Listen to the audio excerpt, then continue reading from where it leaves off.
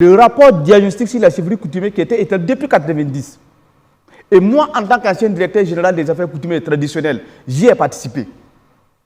Et beaucoup de chercheurs ont été associés dans ce travail.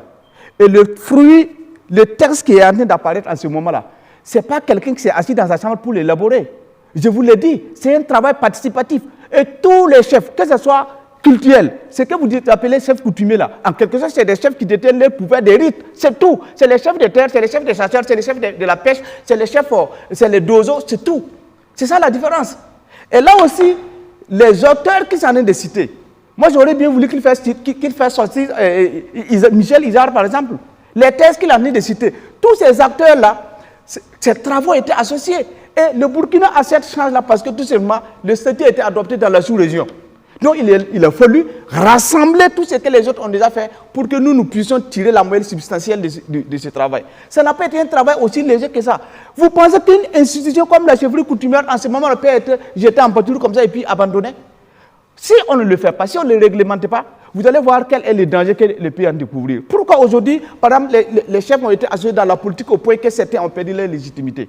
Pourquoi aujourd'hui il y a ces doubles chefferies qui créent de la division? Pourquoi il y a autant de conflits dans les villages? Parce que tout simplement la question de la chefferie est à l'intérieur. Moi je pense qu'un État sérieux, c'est un État qui s'assume.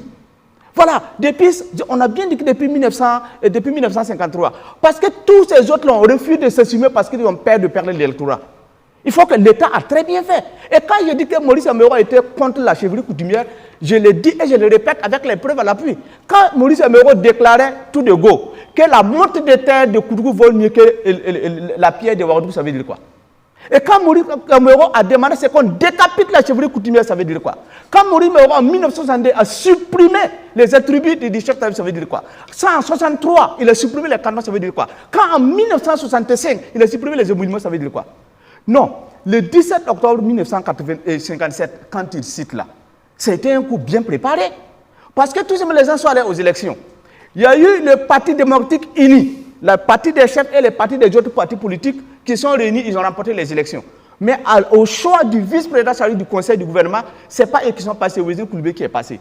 Malheureusement, Wezin Koulibaly est décédé et Nabas Sarkozy est décédé. Maurice Améro est arrivé au pouvoir avec la ferme intention de déclarer la chefferie coutumière en son temps. Et c'est pour cette raison d'ailleurs que le coup a eu lieu.